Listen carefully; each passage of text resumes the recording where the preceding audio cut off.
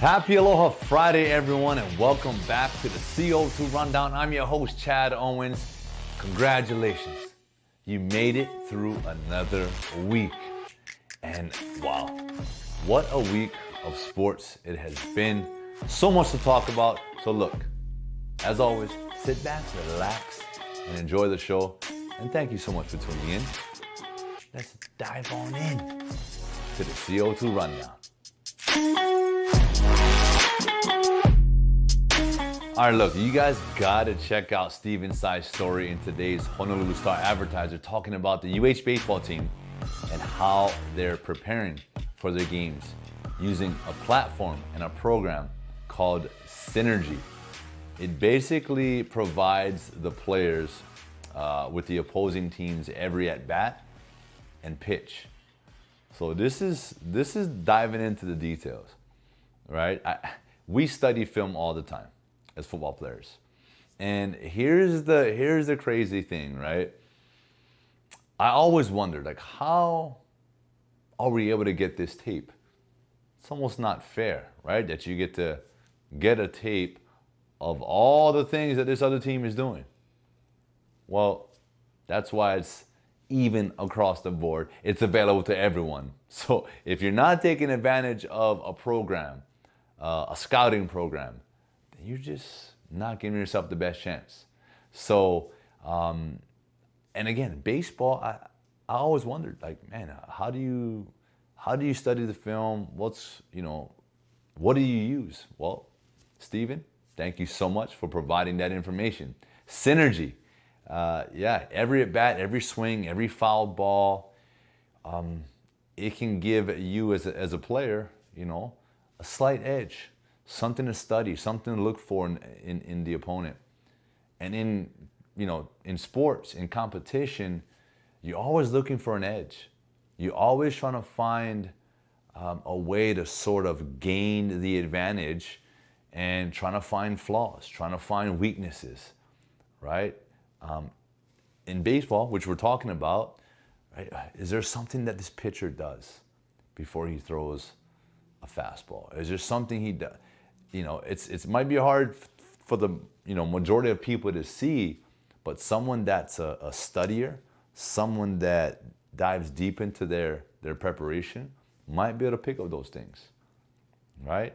And I'm glad to see. I'm glad to know that there's something that these guys can utilize to try to gain an edge. And the saying goes, "Don't leave no stone unturned." So in sports, you gotta leave it all out there. You gotta utilize all your resources to get the job done. So again, Stephen Tsai, the sports guru. Make sure you guys check out his article in today's Honolulu Star-Advertiser. And here is another University of Hawaii story, and this one's by Jason Kaneshiro. So again, tune in to his section in today's Honolulu Star-Advertiser because he's talking about Wahine softball player Bree Soma, who is really just enjoying her senior year. Now, let me just give you a little backstory about this. Bree's freshman year cut short due to injuries. Her sophomore year, battling injuries again. Her junior year, which was last year, we all know what happened then, COVID. So, here she is, a senior, last year, and she's really just trying to enjoy the moment, trying to enjoy her teammates, trying to have fun playing the game that she's dedicated her entire life to. So I just want to shout you out, Bree. At the end of the day, like sports, it's supposed to be fun. But man, you can't help but feel for Bree in this situation because, I've mentioned this before, injuries suck. I'm just going to be honest with you. I've had my fair share. But in sports, especially at the college level, we don't know what's next, right? We don't know if there's pro ahead of us. We want that, right? Olympics, whatever the post-college opportunities are in your respective sport, we don't know. There's no guarantees. So we're really, this is it in college. And, I can't help but feel for Bree to, have those first 2 years sort of fall short due to injury. And then COVID last year. But, at the end of the day, she has this opportunity, right? This year, this season, to make the most of it, to really enjoy it, and to make it the most memorable time playing softball that she ever had in her entire life. So, that's what this is about. So, man, kudos to you, Bree. Way to persevere through all of that. And you're still smiling.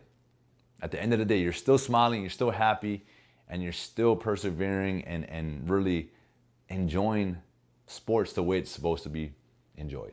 And that's having fun with your teammates and making lasting memories forever. So thanks for that reminder, Bree. Thanks for that. As a fellow athlete, it is about that. We can't forget that it's a game and it's about having fun, regardless of the success or failures, ups and downs, injuries that was in the past. It's about right now, and it's about living in the moment. So thank you for that reminder. All right. Look, there's a lot in life that's worth fighting for, right? Family, your career, whatever it is that's motivating you, that's worth fighting for. And for Ray Cooper, man, who is the defending PFL, Professional Fighters League champion, who was the winner of that $1 million prize, he is fighting for so much more than just another championship, another $1 million check. I got a chance to, spend some time with Ray and his family and really get to know him a little bit more. He is about that. You would think after winning $1 million, it would be easy for someone to go out and foolishly spend and all of a sudden change their lifestyle. But when I met Ray and I got to see his family, and I didn't see that. I didn't sense that. This dude is so humble, and he deserves everything that's come his way. And he's back, right? He's in his next season, and he just won his first fight of this year's PFL tournament, right? He's on the journey to win another $1 million. And I think he's got a really good shot at doing so. But I just talked about, with Bree's situation, previous failures, previous successes, and you get the sense that Ray he's so humble and he's so in the moment and he's so focused on the next opponent.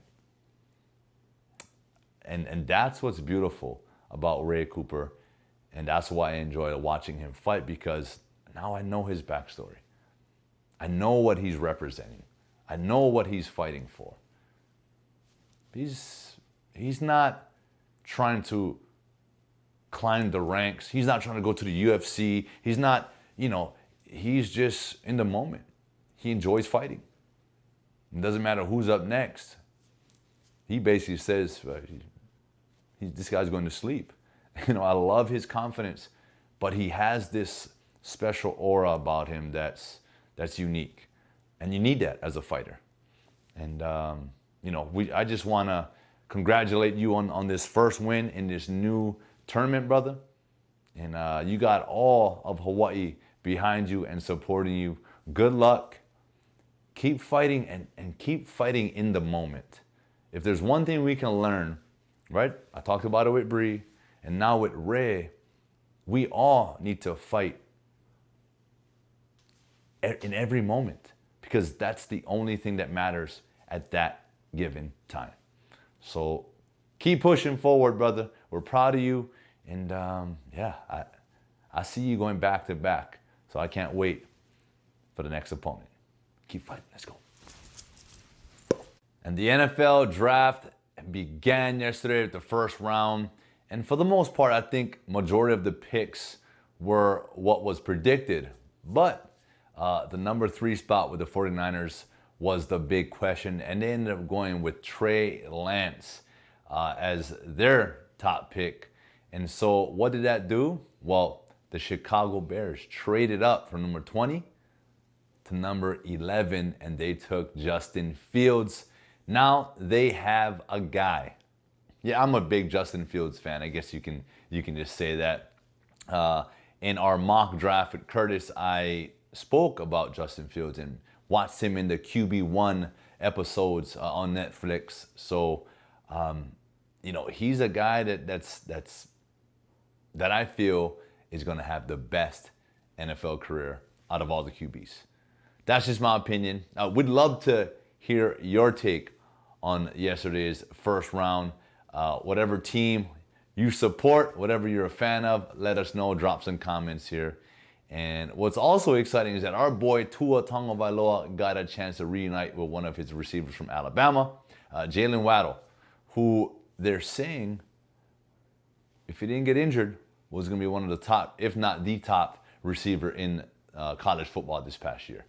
So a lot of talent is off the board in the first round. A lot of dreams have come true. I was a 6th round draft pick. I was a guy that, was told that I was too small to even play the game, let alone go to college, play the Division I, and then get drafted, play in the NFL? Nah. Well, I got drafted in the 6th round. We all hope to go higher. We all would like to get picked higher, but my message to everyone that's in this process, whether you're picked in the 1st round, 6th round, 7th round, or you're a free agent, it doesn't matter. It matters financially. Yeah, if you're a 1st round draft pick, you have the opportunity to set yourself up, your family, financially for the rest of your life. But it's what you do with the opportunity that matters. So if you're a free agent, right, doesn't matter how you start, it's how you finish. There's a lot of stories out there, right? Tom Brady, we all know his story. So I encourage everyone that's still waiting for their names to be called, and even as this draft goes through, and all 7 rounds happen, and you're a guy that's out there that didn't get a call, don't worry about it. That's just so much more fuel to the fire. And I just encourage you to continue to grind, continue to work. And when you get that opportunity, you make the best of it. And remember, it's not how you start, it's how you finish. Because at the end of the day, it's all about what you do on that field. So congratulations to all the 1st round picks. You deserved it. You earned it. And good luck to everyone else out there that's waiting for their opportunity. And that is it for today's show. I want to thank you so much for tuning in. Yeah, it is Aloha Friday. We made it this far, and the weekend is right around the corner. Look, the North Shore is pumping right now. There's a swell. This might be the last swell on the North Shore this season. So I am geared up. I'm packed up. I'm about to head out that way and catch me some waves. And it's going to be packed. Everyone knows that, hey, if this is the last swell, one of the last swells, who knows? We might get one in a couple weeks. We're all hoping for it. But that winter season is coming to an end. So I'm going to go and enjoy that.